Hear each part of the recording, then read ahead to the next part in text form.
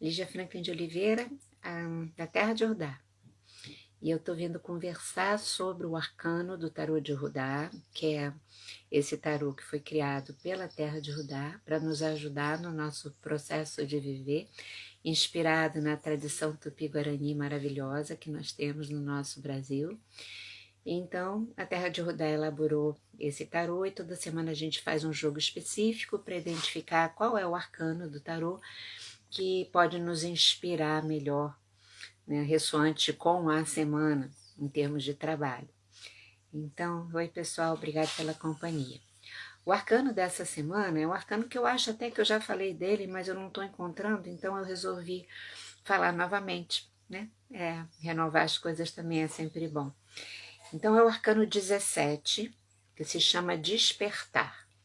É esse aqui, em que aparece Guaraci o Sol, não é? E ele tá com a carinha meio triste, porque ele, antes desse arcano aparecer, ele tinha encontrado Jaci, a Lu, e tinha ficado apaixonado por ela. E ele ficou tão encantado, ele queria muito estar com ela, vê-la, ele faz força para abrir os olhos, porque ele estava dormindo quando ele a viu. E quando ele abre os olhos, ele não a encontra e ele fica muito decepcionado por não vê-la do lado de fora. Então, por isso que ele está com essa carinha assim, né? Então eu vou ler aqui o texto, né, para a gente se situar. É o arcano 17, Despertar. Guaraci ficou tão encantado que abriu os olhos para melhor vê-la, ver Jaci, né? E foi aí, nesse exato momento, que Jaci desapareceu. Isso aqui é o texto da história, né? Agora vem o comentário sobre esse arcano.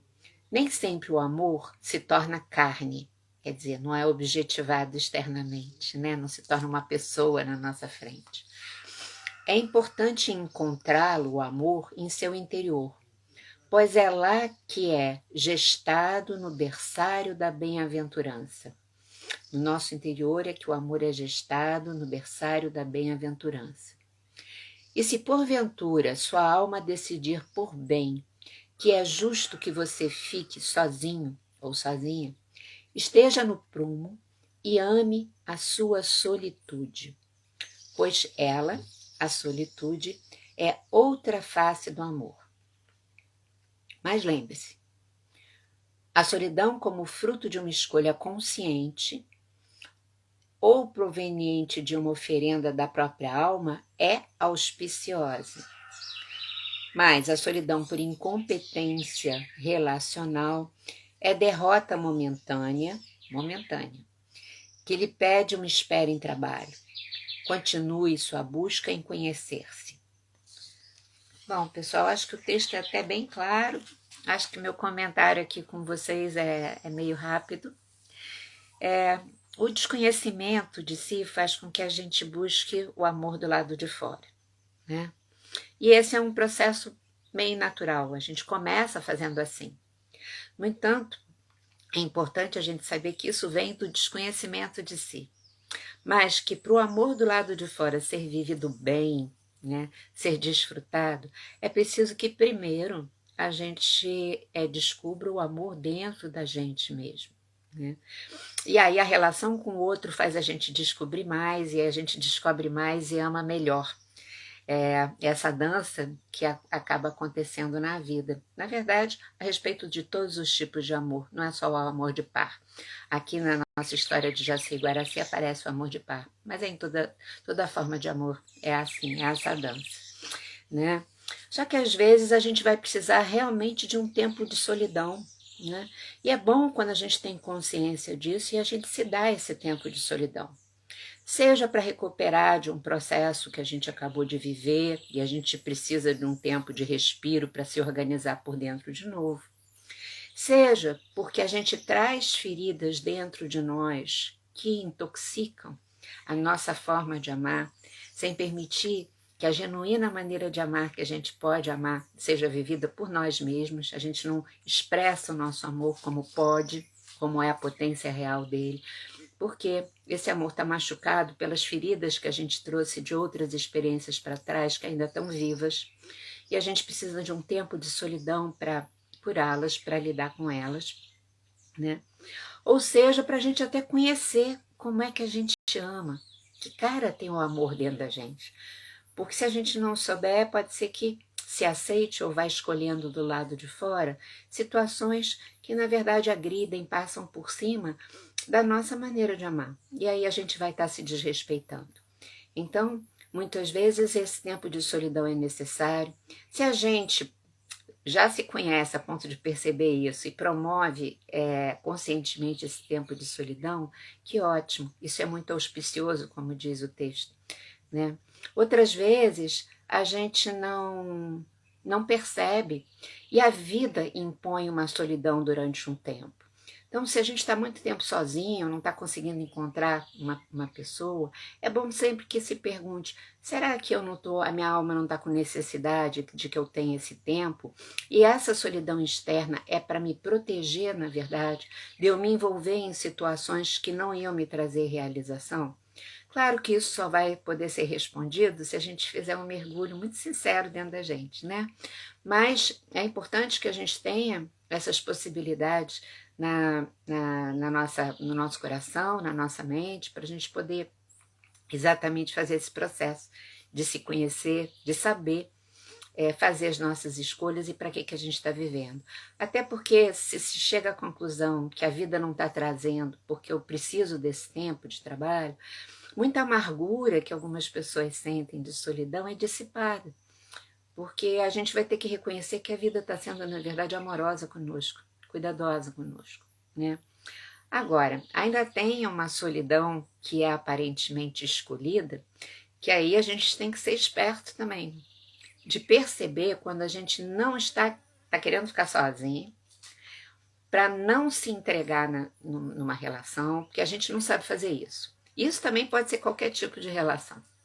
Porque no fundo tem uma vozinha aqui dentro que fica dizendo que a gente não vai saber se relacionar, que a gente vai sair machucado, e então a gente fica não se entregando nas relações, não se envolvendo com as pessoas afetivamente, né, para se proteger, mas não se trabalhando.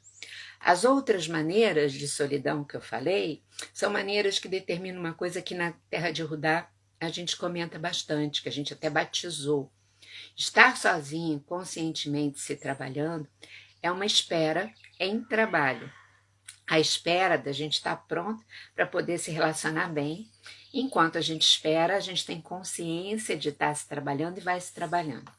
Mas essa solidão que aparentemente eu prefiro ficar comigo mesma, mas isso é um disfarce para não se relacionar simplesmente e não se trabalhar nada. Ao contrário, a pessoa está se dando uma justificativa para não viver o enfrentamento que uma relação, porque todas as relações impõem isso, né, gente? Toda relação de intimidade tem o seu lado provocador de desenvolvimento da nossa consciência e por isso nos impõe o confronto. Quando é assim, quando a gente está se protegendo, a gente tem que se tocar disso. Porque, na verdade, a gente está impedindo de que haja um crescimento e até uma cura de feridas em nós, que vão trazer uma libertação, que, na verdade, faz parte do processo da gente estar aqui, vivo nessa encarnação. Eu vou contar para vocês uma história real a respeito disso, porque eu acho que é muito importante. A gente cai, às vezes, com facilidade nessa maneira de querer se proteger da dor e do sofrimento, mas não se trabalhar. E ficar, na verdade, achando que o mundo é muito difícil e aí eu não vou dar conta, mas aí a gente não se trabalha também para conseguir lidar com as dificuldades. Então, eu vou contar para vocês uma história real que me impressionou muito, que aconteceu há muitos anos atrás. Eu e o Sérgio fizemos um workshop no Rio, há muitos anos atrás mesmo. E era um workshop que era o dia de sábado e o dia de domingo. E era um grupo de mulheres mais velhas, naquela época eu era bem mais moça e elas tinham mais ou menos a idade que eu tenho hoje. Era um grupo de acho que 8 mulheres. Algumas se conheciam entre si e uma levou uma amiga que ninguém conhecia.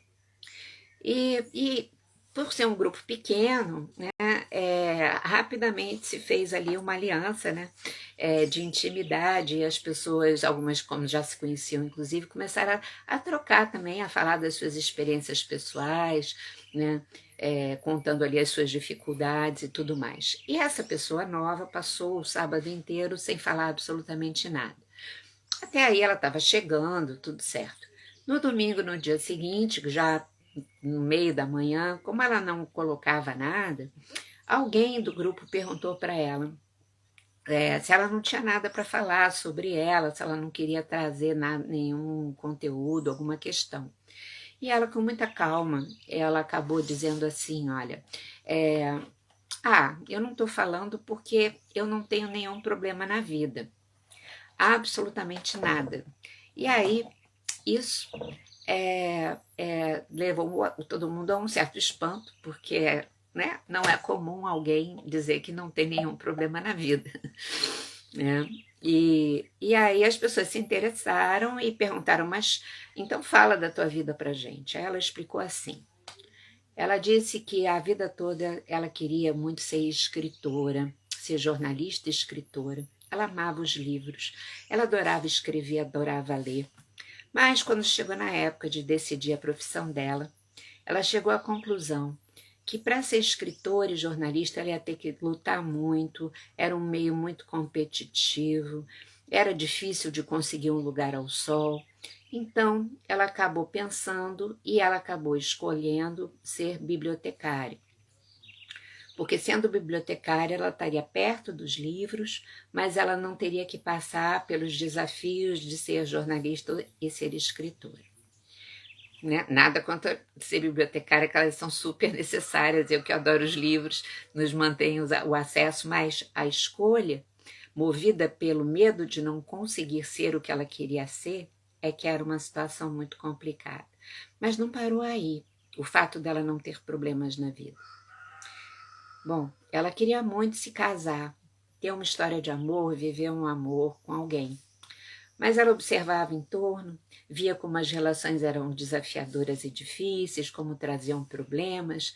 Então ela achou melhor não se casar, não namorar, não casar, não ter relação com ninguém e ficar sozinha, porque assim ela se poupava também desses conflitos ou das dificuldades. Mas aí surgiu uma outra questão, que era o fato de que ela também, além de casar, ela gostava de crianças e ela queria muito ter filhos. Só que como é que ela ia ter filhos se ela não casasse, se ela não tivesse um companheiro que a participasse? Ela achou isso tudo muito assustador, ela bancar ter um filho sozinha. Então ela acabou abrindo mão de ter filhos e ela resolveu conviver mais ou menos proximamente com os filhos das irmãs e das amigas. E aí ela também nunca passou pelo problema de não dormir de noite, de não poder viajar porque tinha filhos pequenos e várias outras dificuldades, de se sentir responsável por fazer alguma coisa errada na criação dos filhos, e ela então vive muito em paz. E no resumo da ópera, ela não tinha problemas, ela era uma pessoa muito tranquila, porque ela tinha escolhido coisas que a protegiam o tempo todo dos problemas e ela estava se sentindo que essa tinha sido a maneira dela viver bem. Ela só não estava percebendo com clareza que ela não tinha problemas, não, ela tinha o maior problema de todos. Ela passou a vida dela inteirinha sem viver a vida, sem viver a vida dela. E, na verdade, a amiga tinha levado ela lá porque essa amiga já tinha algum trabalho pessoal e tinha percebido, gostava dela, ela era uma pessoa boa, e tinha percebido que ela estava começando a ter vários pequenos sintomas, inclusive físicos, que a amiga percebeu que era por conta de uma mulher que tinha frustrado a vida em si e que ainda dava tempo dela correr atrás. Bom, acho que o bom disso é que a partir desse encontro, porque daí a gente passou a conversar ali e tudo, e eu acho que motivou e ela foi atrás de um processo de autoconhecimento depois disso e ela foi avançando. Eu não tenho contato com essa pessoa há anos e anos e anos, né? Mas eu nunca esqueci disso, porque foi para mim uma referência muito forte, sabe, do risco que se tem às vezes de passar uma vida para evitar problema, simplesmente não vivendo, né? E aí eu acho que esse arcano que fala do despertar, é esse despertar para dentro da gente, mas despertar também a consciência de que a gente está aqui para viver a vida e a importância da gente se preparar para isso, sabe, com muita consciência, às vezes vivendo as dores, mas muitas vezes podendo celebrar o que é maravilhoso que existe e as vitórias sobre as dores também, sobre as dificuldades, e viver a nossa vida, sabe? Viver uma vida que tenha vitalidade, vibração, e que só acontece quando a gente estabelece essa ligação direta, né, entre as nossas questões e o mundo do lado de fora também, evidentemente sabendo se cuidar. E evidentemente, toda vez que a gente precisar parar para trabalhar por dentro, viver à espera em trabalho, a gente também saber se dar isso. Bom, é isso aqui. Vamos trabalhando, vamos despertos, né? Que nem Guaraci, mas a gente pode ficar com o olhar desperto, não com a cara triste, mas com a alegria de saber que a gente está desperto, fazendo o que deve ser feito, tá bom? E buscando dentro, buscando fora e dentro, e assim vamos nós. Beijo, gente. Beijo, beijo, beijo. A Mariana está falando aqui da profecia celestina. E eu li há tantos anos, eu nem me lembro se tem essa fala. Que bom, tomara que tenha. Há muitos anos atrás me mexeu muito esse livro. Nossa. Beijo, gente. Boa semana para nós.